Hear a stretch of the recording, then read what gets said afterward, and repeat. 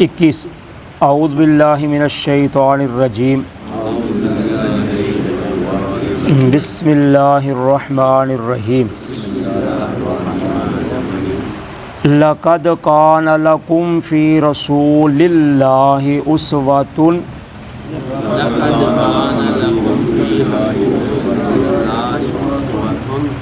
حسنۃ لمن کان یرجو اللہ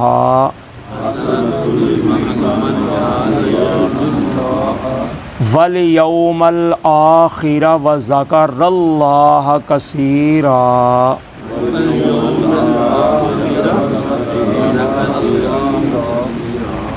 ولما رأى المؤمنون الأحزاب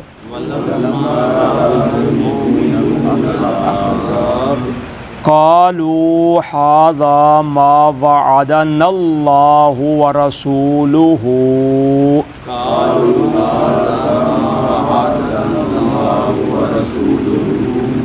وصدق الله ورسوله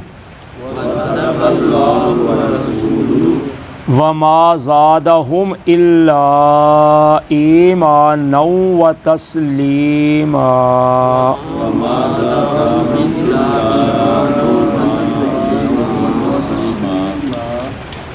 من المؤمنين رجال صدقوا ما عاهدوا الله عليه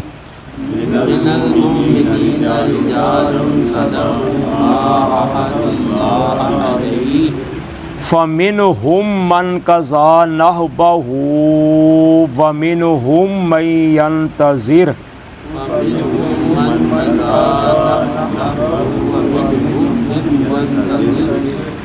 وما بدلوا تبدیلا لیجزی اللہ الصادقین بصدقہم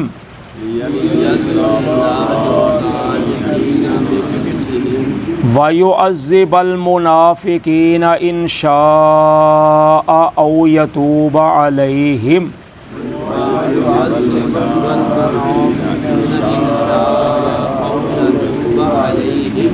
إِنَّ اللَّهَ كَانَ غَفُورًا رَحِيمًا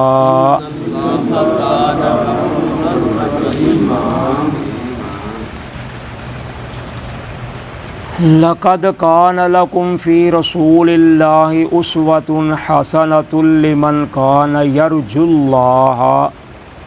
البتہ تحقیق ہے تمہارے لیے اللہ کے رسول صلی اللہ علیہ وسلم کی ذات بہترین اس نمونہ، اس شخص کے لیے جو امید رکھتا ہے اللہ تعالیٰ سے ملاقات کی، والیوم الآخر اور آخرت کے دن پر، وذکر اللہ کثیرا اور وہ یاد کرتا ہے اللہ تعالیٰ کو بہت زیادہ یاد کرنا۔ اب اللہ تعالیٰ نے اس آیت مبارکہ میں نبی اکرم صلی اللہ علیہ وسلم کی ذات پاک کو اسوہ حسنہ قرار دیا ہے، یعنی اتباع اور اطاعت دونوں چیزیں اللہ تعالیٰ نے اس میں بیان فرما دی ہیں۔ تو اگرچہ یہ آیت غزوہ احزاب کے موقع پہ آئی ہے اور واقعہ غزوہ احزاب کا جو شروع چل رہا ہے اسی میں ہے، لیکن اس کا مطلب یہ نہیں ہے کہ صرف جنگ کے موقع پر ہی آپ کی زندگی جو ہے وہ نمونہ ہے، بلکہ آپ کی زندگی ہر لحاظ سے انسانوں کے لیے قیامت تک کے لیے اسوہ حسنہ ہے، وہ دینی ہو، دنیاوی ہو، معاشرتی ہو، سیاستی ہو، جو بھی ہو، جس طرح کا بھی معاملہ ہے، ہر معاملہ میں آپ کی جو زندگی پاک ہے وہ ایک بہترین نمونہ ہے۔ یہ تو ایک صرف اللہ تعالیٰ نے مثال دے کے سمجھایا ہے کہ اتنے کٹھن مرحلے میں بھی اگر آپ کی ذات نمونہ ہے تو باقی معاملات میں بھی اللہ کے رسول صلی اللہ علیہ وسلم کی زندگی پاک نمونہ ہے۔ تو نبی اکرم صلی اللہ علیہ وسلم کی زندگی پاک کو نمونہ اللہ نے اس لیے قرار دیا ہے کہ جنگ کے موقع پر خاص کر جو سپہ سالار ہوتا ہے نا، اس پر ساری ذمہ داری ہوتی ہے۔ تو اب دشمن کا بھی خوف ہے کہ 10,000 دشمن ہے اور مدینہ کے قریب پہنچا ہوا ہے، یعنی شہر کے قریب آ گیا ہے، اور ادھر جو ہے غربت بھی ہے، فاقہ بھی ہے، حالات بھی خراب ہیں، اور اندر سے بھی جو منافق پیدا ہو چکے ہیں، اور جو بنو قریظہ قبیلہ تھا اندر مدینہ کے رہتا ہوا، اس نے بھی غداری کر دی تھی۔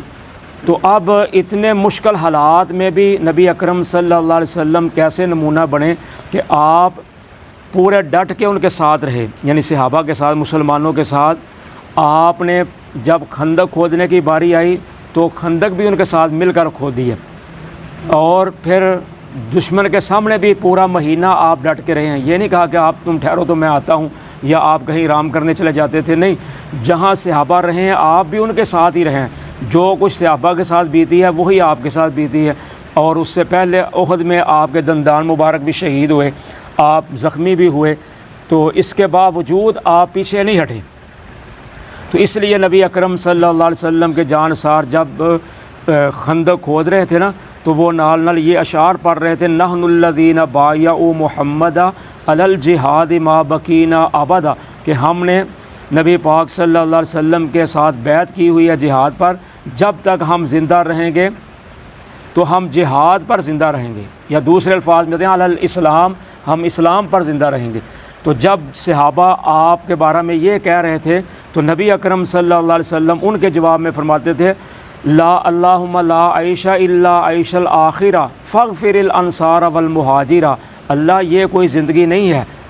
دنیا کی، اصل زندگی جو ہے وہ آخرت کی زندگی ہے، تو اللہ مہاجروں کو بھی معاف کر دے اور انصار کو بھی معاف کر دے۔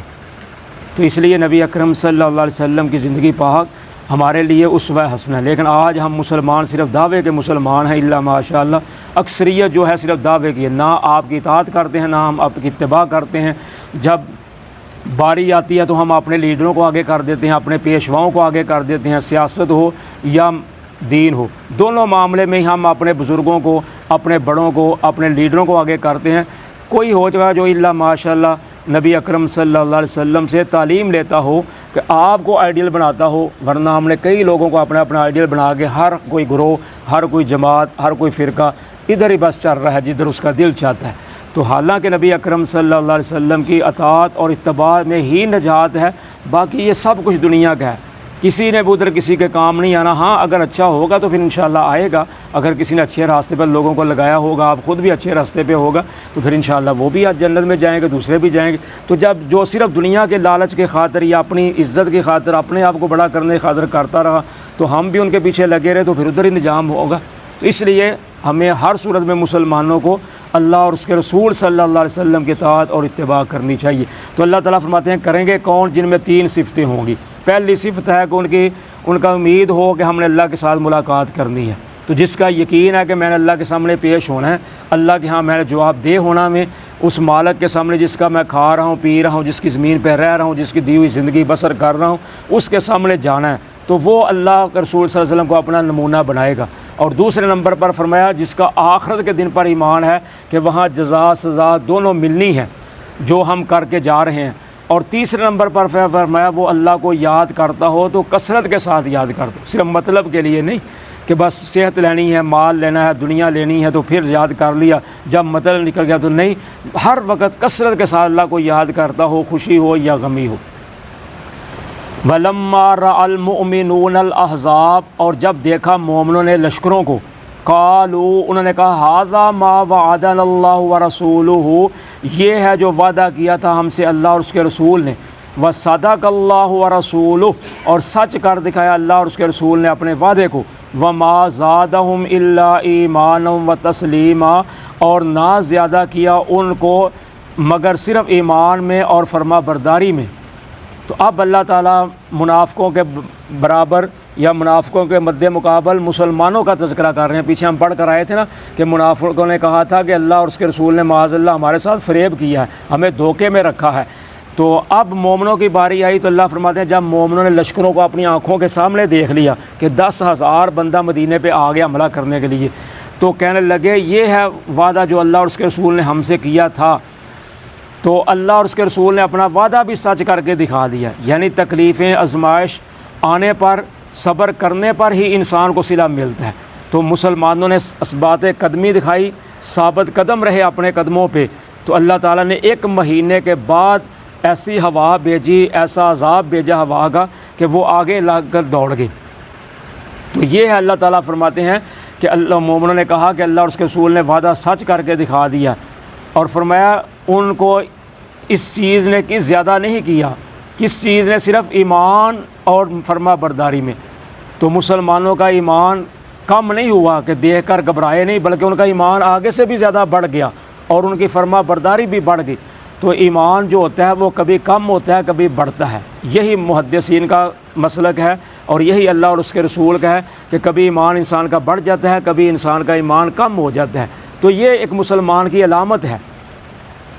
من المؤمنین رجال صدقوا ما عاہدوا اللہ علیہ، مومنوں میں سے وہ بھی جوان مرد ہیں جنہوں نے سچ کر دکھایا جو وعدہ کیا تھا اللہ سے اس پر۔ فمنہم من قضا نحبہ، ان میں سے وہ ہیں جنہوں نے اپنی نظر کو پورا کر کے دکھا دیا۔ ومنہم من ینتظر، اور ان میں سے وہ بھی ہیں جو انتظار کر رہے ہیں۔ وما بدلوا تبدیلا، اور نہیں انہوں نے کوئی تبدیلی کرنا۔ تو اب اللہ تعالیٰ فرماتے ہیں مسلمانوں میں سے ایسے بھی ہیں جنہوں نے اپنا وعدہ سچ کر کے دکھا دیا، یعنی 70 کے قریب مسلمان تھے جو بدر میں شریک نہ ہو سکے، تو انہوں نے کہا اب انشاءاللہ موقع آیا تو ہم ضرور اپنے جوہر دکھائیں گے، ہم ضرور ادھر جائیں گے، جن میں سے خاص کر کے حضرت نضر بن انس ہیں اور انس بن نضر ہیں، اور دوسرے نمبر پر حضرت طلحہ رضی اللہ تعالیٰ عنہ۔ تو حضرت انس جو ہیں، انس بن نضر، وہ حضرت انس جو آپ کے غلام تھے ان کے چچا تھے۔ تو حضرت انس بن نضر جنہوں غزوہ احد آیا اگلے سال تو وہ نکلے میدان میں، تو ان کو حضرت سعد بن معاذ ملے تھے، کہنے لگے کدھر جا رہے ہو، کیا مسئلہ؟ کہنے لگے مجھے احد پہاڑ کی دوسری طرف سے جنت کی خوشبو آ رہی ہے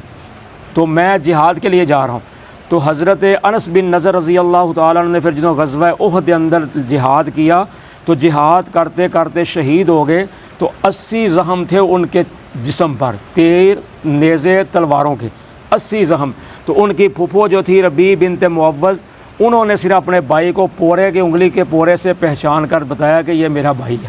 اور حضرت طلحہ رضی اللہ تعالیٰ عنہ جو تھے غزوہ احد کے موقع پر نبی پاک صلی اللہ علیہ وسلم کا دفاع کرتے تھے، دشمنوں کے تیر اور تلواریں روکتے تھے اور ہاتھ آگے کرتے تھے تو ان کا ایک ہاتھ شل ہو گیا، یعنی ایک ہاتھ کٹ گیا، انہوں نے دوسرا ہاتھ آگے کر دیا تو دوسرا ہاتھ بھی زخمی ہو گیا۔ تو یہ ہیں اللہ تعالیٰ فرماتے ہیں مومنوں سے وہ لوگ ہیں مومن جنہوں نے اپنا وعدہ سچ کر کے دکھا دیا کہ ہم انشاءاللہ آئیں گے، تو اگلے سال احد میں نکل آئے۔ اور فرمایا ان میں سے وہ بھی ہیں